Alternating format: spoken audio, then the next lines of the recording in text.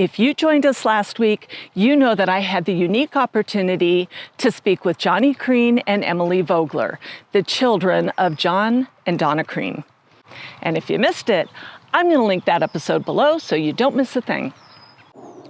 And stay till the end of the video. I have pictures to share with you that most people have never seen. So tell me a little bit after you left Newport. You were telling me. Oh, we were talking about that. We lived in, lived in Garden Grove until 58. Went to Newport until about 68. Well, we lived in Newport from the time just before Susie was born in Until 61. 64, yeah. Until I went into 4th grade. It was maybe 66? 64 or something. Yeah. And then you went to the apartment. And then we went to the apartment for 1 year. Yeah, that 1 was year. 4th grade year, an apartment in Newport. Yeah.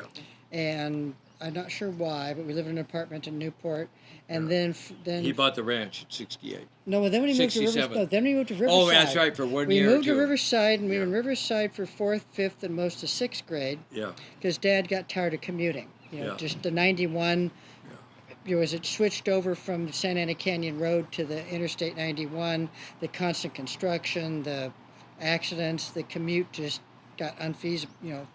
Not feasible. So we moved to Riverside, and didn't take too long for Dad to realize that nobody else liked Riverside either. Sorry, Riverside. I didn't even see Dad for that time. I hardly saw him. Yeah, because I went to Beverly Hills and stayed with my buddy there. I went down to Newport and hung out there, but Riverside just didn't seem to find its way on my Riverside wasn't good. But before that, Dad used to get home just in time to read to Susie and I before we fell asleep. Yeah. But once we moved to Riverside, he'd be home for dinner a lot of the time. Okay. So that was kind of a pleasant change. And then by the time he got the ranch, he was semi-retired. And then we moved into the ranch and realized that a building that had been built in the 1930s and then abandoned in the 1950s, by the 1960s needed a lot of work. So that's when we moved to South Laguna while that house got renovated. Yeah. And moved yet again. Tried because he went to bought the ranch, moved there, But then went to Monarch Bay. and then went to Monterey Bay and bought a house there. Yeah, because the ranch needed a lot of work. Yeah. And then lived in Monarch Bay for how long? Oh, See, we were there till we went back to the ranch. They kept that house for a long time, and then Because then I you lived had in it that for a house. while. Yeah, I did. Yeah. Yeah. After that. Until 82. Yeah, and then they went back to the ranch because that's where we lived when I graduated high school. Yeah. And then I moved out quickly. And then they lived after that. Did they get Bayside They went back Drive? to Newport, and they bought went the to one in Bayside Newport Drive. on Bayside Drive, and Bought then Bayside he built a monstrosity in Upper Newport. Yeah. What year do you think he built Village Crean? Well, it became functional in 1990. 90. Yeah.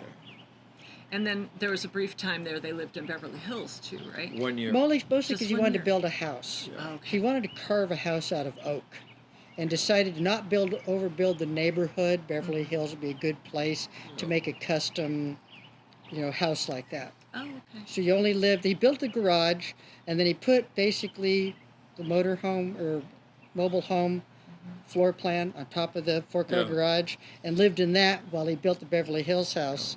And then once he got the house done, he had a couple of parties in it, then they moved. Well, I think it was a little more because I think Mother was enthralled with movie stars. Oh, she liked going to the Yeah, and movie stars. disease And then dinners. She wanted to go up there, so Dad said, well, I'll build a house up there. But what turned out was Mom figured out for a while, the only thing the movie stars wanted was their money. And they're all boring. Because they only sit there and talk about their last movie, and it's boring. So that after about 2 years didn't of take this long, yeah. group, they were over that. They were over it. And they ended up actually friends they did the most there was that Rhoda and Marty Legan, who had actually came from the RV industry Yes, and had moved to Legan. Encino. No, he had been a jeweler, but he knew him, yeah. Yeah, but they knew him from something Yeah, that had yeah, to do in the RV Legan's industry. and, but he got out of there. Yeah. But he did well in the house. Yeah. But I can't remember, there were a few stars that it seems like stayed friends along the way. Milt Burrow, Buddy Buddy Ebsen. Ebsen, and Milt Burrow, and a few Well, others. Buddy Ebsen was around Buddy for was there pretty quite a close. bit, yeah. Was Dick Van Dyke? He came about. He came did. around. Wasn't he one of the AA guys? Yep, Yeah. he was. Oh, okay. Yeah, some of them were also the AA people. Ah, okay. Who were also Those parties, celebrities. the parties that Dad had were at the Village were extraordinary because you had these people who were movie stars. You had all these recovered alcoholics. You had all of the social climbing Newport Beach people that wanted to show up because of the fundraisers. It was such an interesting, eclectic collection. One year at the Super Bowl party, the sheriff of Orange County shows up, and Dad's running around with his legal pad taking bets from everyone, which is illegal. So the sheriff came up to Dad and said, this is a really nice party, and I think it's really amusing that you're running and taking these bets. And I want you to know that it isn't legal to do it, and for me to be here when it ain't legal isn't good, so I'm leaving, but have a good time. But then later on he called about, the donation of his re-election campaign. Yeah, well, he got that. But anyway, it's pretty funny. But anyway, Dad was at Super Bowl, he would take any bet from anyone. He didn't care. And he would comment afterwards, he'd calculate, and he usually broke even or made a little money because everyone was offsetting. That one people, whatever, didn't matter. If you're the bookie, it doesn't, and you're not taking a percentage of it, you do fine. Yeah. It was very funny. Except one year, or maybe it was 2 years in a row, he got creamed. Oh, by really? my wife. Because this is funny, so Dad would give everybody money. Mm-hmm. So Linda had some money that he gave her at Christmas. And the Super Bowl party came up, and Linda was determined that this team was going to win the Super Bowl. And so everybody else was betting $50. And my wife goes up and bets $5,000 on whatever team it was, and it won. So she's still biggest event in her life. She's like, whatever, grinning. She left for 10 grand. Yes.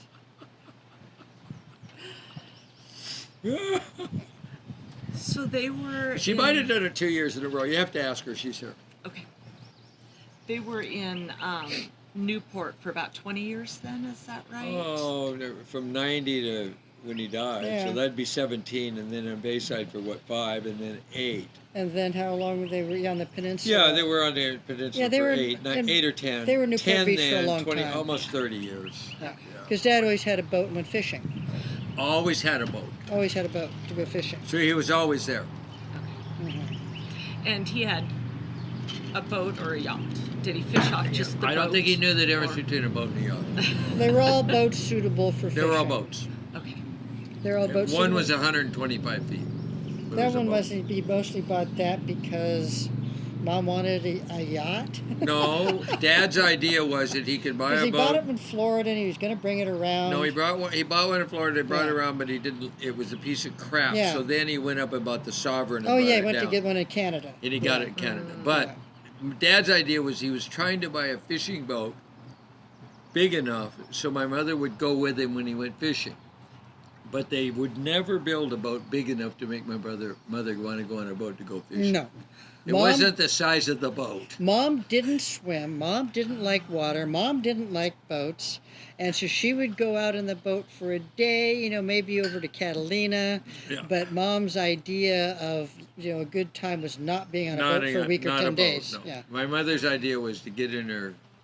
Dad would also buy her ridiculous cars. She liked and then them. what she really liked was a Volkswagen Beetle. I mean, I Volkswagen bought bus. the last car my dad bought for my mother was a Maybach, and I have it. Oh. So she never drove it, but she would drive a. Remember, she had a turbo Beetle.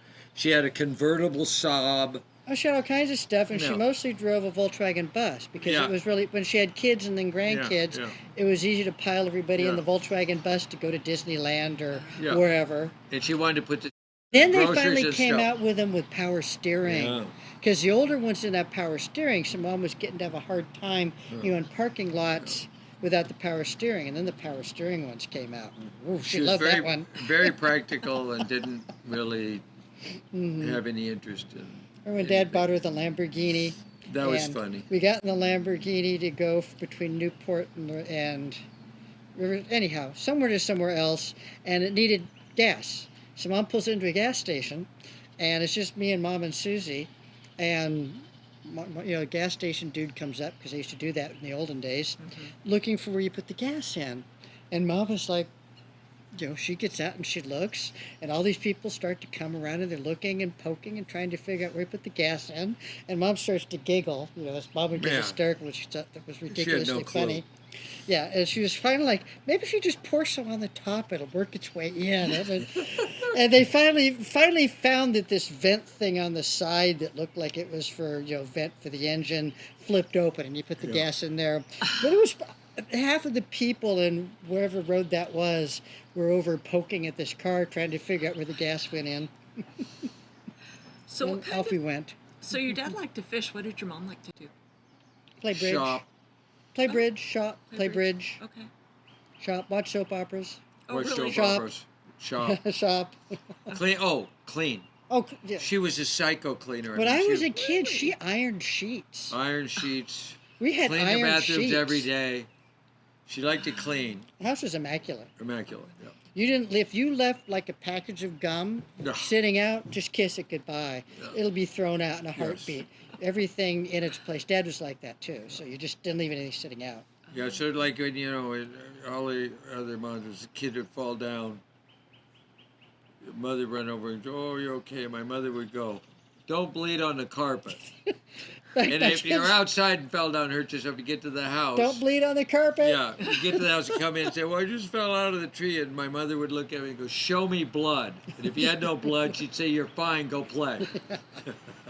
Yes, I do remember a lot that said, no, stop, don't bleed on the carpet. Don't bleed on the carpet. Come Yeah. to run in the house. Go play.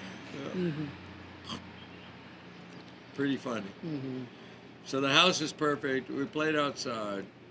Yeah, But we had to be in at the street lights came on. If we were outside when the street lights came You come on, home. we would be executed. When you come home, like you had a little grace period of about 30 seconds. From the lights come on, be home. Street lights come on, you better be home. Yeah. It was very simple. She was a very simple black and white woman. Mm-hmm. Yep. Keep the house clean, do the shopping, watch the soap operas. Play bridge. Play I come home from bridge, school have dinner and- ready. Dad had this idiot idea we should eat the same thing like on Tuesday as Monday as Wednesday. And it had food had to be on the table at exactly 6 o'clock. 6 o'clock, so and she Dad would cook it, have it ready at 6, and And he'd Dad show would up at 8:30 or whatever. But we would eat precisely at that time at the whatever. And Mom would never say, Never griped. Never griped, that Dad didn't get there because, of course, he was out there He was making out there huge making buckets money, of money yeah. and Yeah. buying Mom nice things and all of Yeah. us nice things. And so, how could you gripe? Interesting. Yeah. But yeah, sat down at 6 o'clock. And every Mom night. did like RVing. She did like it. She did like it. Absolutely. She liked RVing. She drove them. She liked drove driving them. She liked them, yeah. Oh, Yeah. okay. Yeah, she had no problem driving, even it got to the motorhomes. Yeah. In fact, she preferred those to the trailers because they're easier to back up. Oh, yeah. Yeah. Well, you're- But she was, she liked RVing. Yeah. Don't know why. I think she It liked wasn't the being boat. outdoors. Yeah, it wasn't a boat. Well, it didn't tip, but I think she liked being outdoors in the trees and stuff. Yeah. And she could play solitaire then. Yeah.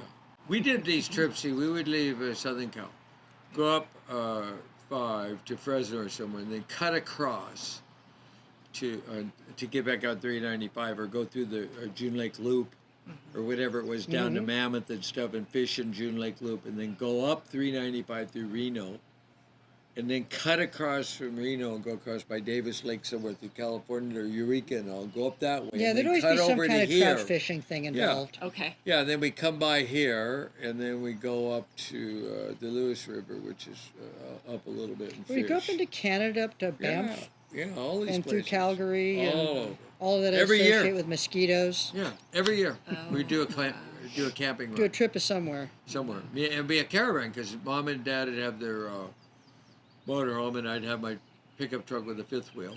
Okay. My brother would come. Well, even before, because Susie Yeah. and I were much littler, we would still be Yep. in the Went all motorhome with over. Mom and Dad. Yep.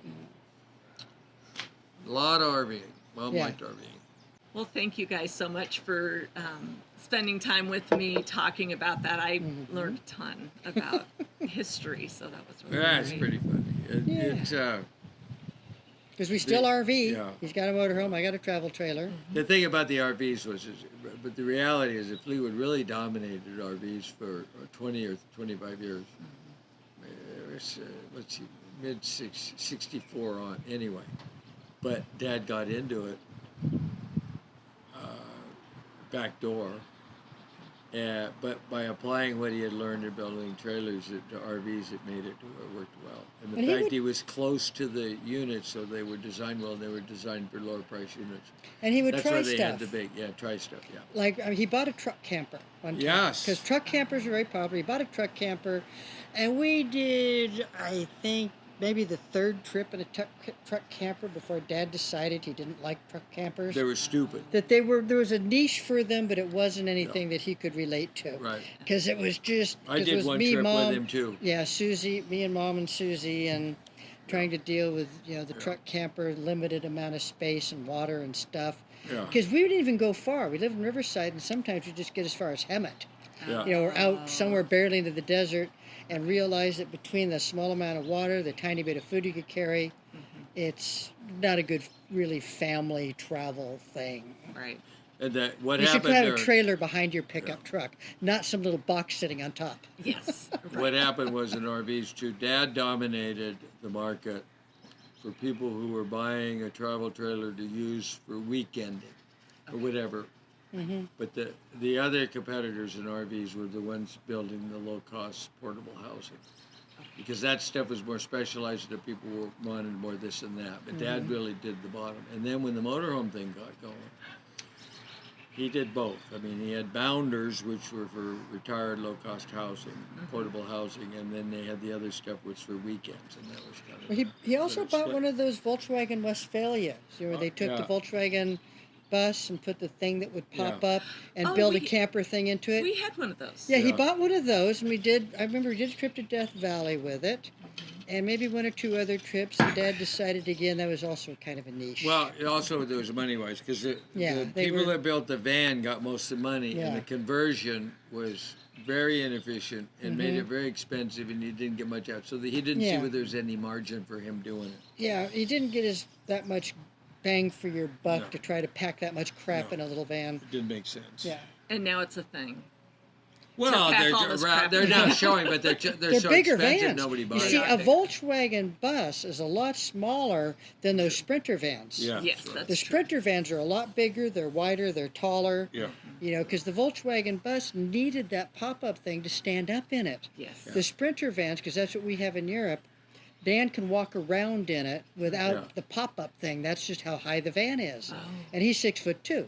Okay. So it's feasible for a full-size person to use, when you get a van that big and then put living quarters in it. And also they are convenient now because you can park them anywhere. You can put them in a Walmart parking lot easy. You don't have to park way in the back somewhere.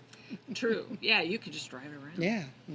Well, I do remember that, but Mom and Dad didn't camp.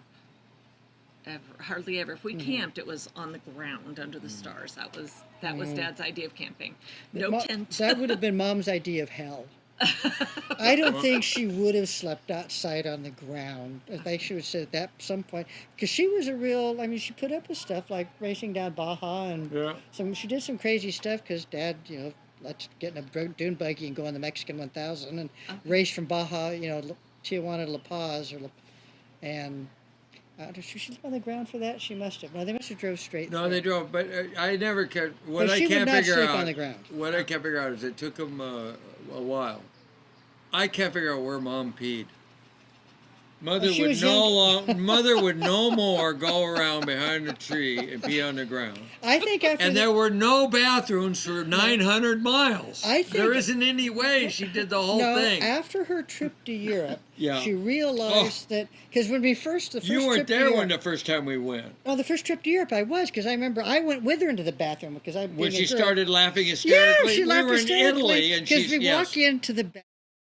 Well, no, she came back and said, "You guys got to come and see Yeah, this." we gotta Because host- Mom takes we all me and got out of the Susie car in to to use look. the bathroom. We go in to use the bathroom, and there's this porcelain hole in the ground Plate. with these little Foot pads. And Mom goes in and looks, and she goes back out and says, well, "Where's the ladies' room?" Thinking that's where the the urinal, the men pee in that hole. And they said, "No, that's the ladies' room. That's where Mom came out laughing and said, "You guys got to come and see My mother would this." get into hysterical laughter and cry and not be able to stop So you laughing. gotta see she's this. laughing, yeah. So how do you figure So I that they think went after in that, she You probably... think she learned how to pee out behind a Well, 'cause there's, tree? yeah, well, no, actually, there's no trees in Cabo, but there are convenient rocks to kind of brace yourself That's on. what I mean. There's something Yeah. anyway. But that's what I mean. Occasionally, she did stuff to humor Dad, but camping to say, "Hey, let's get in our station wagon and go and put up a tent and then sleep on the ground in sleeping bags without a bathroom right there," and you know, stuff. No, no, No, no, just no. no. Hmm. Funny. She was gun enough, I guess, for a race to do that. But Well, that was not a for the one-off weekend. thing that was, just silliness. And oh, but remember, because she had her wig was in the wig box strapped on the back of this dune buggy. So when they got to La Paz, she had her mini dress, go-go boots, and her wig to then get cleaned up and then be properly addressed. So all these grubby people are showing up at the end of the race festivity thing, and then there's Mom in her little mini dress, go-go boots, wig. Funny. See, Mother's mother, the woman that somehow got pregnant without. Anyway, she sewed. So during the Depression, grandfather had a job at Shell Oil making oil. He's a plumber there, kind of. So they had income. And so, anyway, so my grandmother would make clothes for my mother. And my mother was always outdressed everybody at school. And other mothers would come and try to get to buy dresses and stuff. But she wouldn't do it because she wanted my mother to look better than all the other kids. So when me and my mother was trained that way, so me and my brother, every year before school, Mother would hook us up, haul us in the car. We would go to these department stores and she would buy the best clothing. And my whole life I went to school overdressed. They never Even had in jeans. college. They never owned Yeah. a pair of jeans. They always had dress slacks, in college even. button-up shirts with collars. Yeah. They didn't have T-shirts and And jeans. that's why I still dress clown-like. I figured out that I wasn't wearing clothing, I was wearing a costume all the time. So now I buy funny socks and stuff. But Mother loved to dress up. So when she's talking about this thing about her doing the thing, she'd do the race, I do think a that's race the only suit. reason she went was because she could have her outfit, Yeah, in when her she wig got box, there, she would strapped to the outdress back of the dune everybody, buggy, yeah. and be dressed. Yeah. When after she passed in 11, we had a mound of The clothes, shoes, purses, dresses that she wigs. had bought from the big buck Hollywood or whatever seamstresses. Why does somebody in Southern California need that many fur coats? It was unbelievable, her clothes. 'Cause And you it's can. because her mother raised her to be a clothes horse. Yeah. So, so people go to all the time. They laugh and say, "Oh, you always are dressed interesting." And I go, "Well, my mother, I'm respectful to my mom. She told me to dress funny." No, she just with jeans and T-shirts. Just No. Not cutting it, huh? no. No, that when I was a teenager, a constant battle because that's Yeah. what I tried to wear was jeans and T-shirts, Yeah. and I was a little bit hard-headed, so it was kind of a constant rubbing point that I, at a certain point, would not wear a dress anymore, and wore jeans and T-shirts with hang ten T-shirts. Remember those little Oh, feet? yeah. Uh-huh. I remember those. Oh yes, that was the thing. I wanted the T-shirts with the Have little a feet. hang ten on it. Yes, if I was, and actually jeans and the Levi Nouveaus was another form of jeans that were popular that were not dresses, but My recollection from being younger is that you were kind of more shy when you were younger. probably. I was gonna Everybody say, else does is that busy seem- talking. Does that seem to be true in your recollection? Do you feel like you were shy? There were so many other people willing to talk. Why should I bother? Between Dad and She never said Johnny, much. and yeah, there was. And There then was a it big gap too. was a bit. They were just 10 years older than me. I was going to say, so the difference between Andy and... I was born in '49. She was born in Well, 57. '57. So 8 years. So and 8 years Andy different. was... Andy was born when? He was born in he was 18 months after me. I was Okay, born in 18. '49, so he was born like in December of '51. 51. Almost 52. Okay. But anyway, Dad was pretty, whatever that word is with the MY, in demand. Dad had a rule, like at the company, could have no secretaries, no women could work in the office. Oh. So it was all men thing. And so when daughters started coming around, there was a different kind of environment. And then, so Mom did that. So there was kind of that. And I think Emily was just quiet. You had talked about your dad had like the rules for engagement for business. Yeah. What were those? Stay in the market of greatest sales potential is one. Okay. No nepotism is another. Another was don't deal in, only buy like what you need, don't deal in commodities. So he would not buy more than 30 or 40 or 15 days worth of anything, and not buy like because he thinks the price is going to go up a year and a half supply of wood, because you might not need it. So don't deal in commodities, just buy what you need. Stuff like that. I remember him also talking about the part of the role of running a business is you've got your constituency of your employees, your customers, Yeah. and your suppliers. Yeah. Or your stockholders. Your stockholders. Not the suppliers, the stockholders, Yeah. the customers, and the employees. And you had to keep all three of those interests in balance. balance. Yeah, balance. You couldn't favor anyone over the other. They all had to be happy. All had to be happy. Yeah. The thing I learned, he didn't say, but I learned was that they have And at screw your Harvard. suppliers. Harvard has this thing where it shows the guy at top and then a pyramid where this and this and this. But actually, the pyramids are like this. The person in charge at the bottom has got this whole thing laying here, but you have to take care of what he said. The employees, The customers, and the stockholders. the stockholders and the vendors. I mean, all of these people are yelling, baying like, I want this, I want that, one, that. And the guy at the bottom is the one that can accommodate all of their demands, right? But the key is that the one at the bottom, or the one at whatever, is who is willing to take the blame. Because people fail. And if you accommodate people by taking the blame, saying, well, I should have gave you more information, if you're willing to take the blame, they will all work for you and support you. So you don't have to do other than take the blame and allocate. That's the key. And Dad got that. He understood that all intuitively. That's awesome. So that's why he didn't work. He didn't have to be there all the time. He didn't have to work a lot, because people would take care of him because he would take the blame. So if they built something and nobody bought it, fine. It was his fault. Close it up, throw it away. Make sure everyone gets paid, whatever like that. He took care of it. But that was one of the rules too. Our mother I was thinking, had me thinking about now is things about stay in the market with greatest sales potential. That was one of his rules. I remember that because I disregarded it. Because he wanted the most volume in terms of units. Okay. And I wanted the most margin. So my greatest sales potential was where these people that wanted precisely what they want, and it was going to be the biggest asset they own, would pay you the most to build exactly what they wanted. That's why I built portable retirement housing. Okay. The margin was bigger, Okay. But it drove him nuts because he wanted just numbers, like how many units did you build yesterday? And he'd build, his factories would build, 20 a day, and mine would build 2.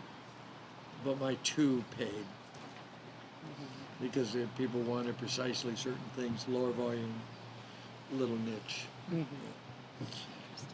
There's no nepotism, whatever.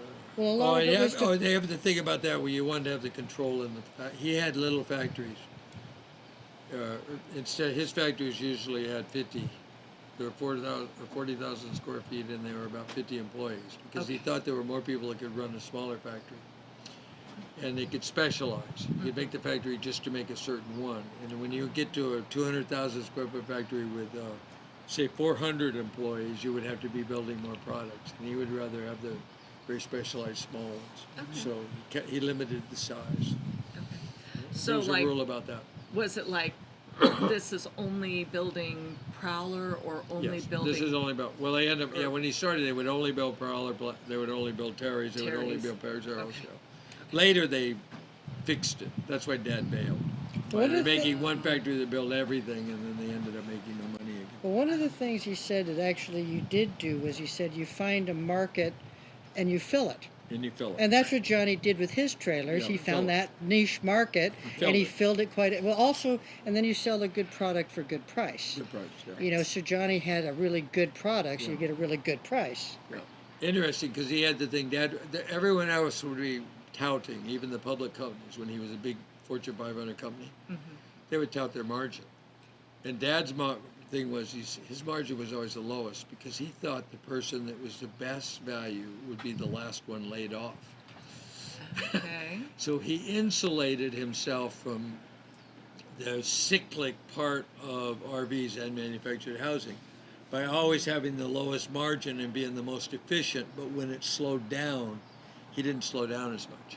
Okay. And it also kept him taut, because if you were always very efficient running with a smaller margin, it kept you more efficient. When it got bad, you would be able to float better. And that ended up, that's why his market share kept growing. Because every time there would be a downturn, other people would go out of business, and he would be ready, and when the market opened up, he'd take their business. They'd never get back in. Yes, get that market share. Get that market share. Yeah. He was a market share guy. He understood it. Again, I would like to say thank you to Johnnie and to Emily for sitting down and talking with me and sharing stories that many people have never heard. Johnnie and Emily, thank you so much. John and Donna's granddaughter Kelly sent me some pictures to share with you of the family. These are pictures that many people have never seen. I hope you enjoy them.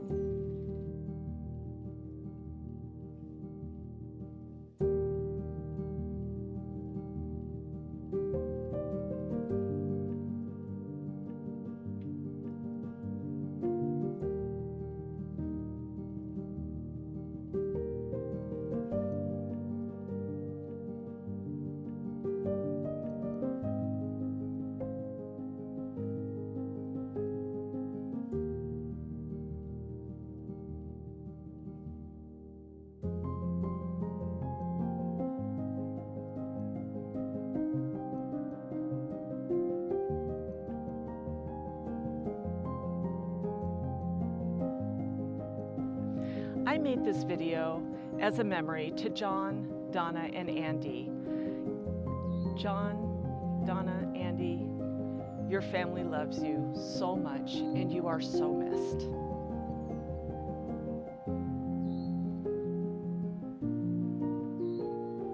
Thank you for joining us this week as I share the story of this remarkable family. If you missed last week's episode, I've linked that below. And join us next week as we continue our travels back through Oregon. We'll see you soon.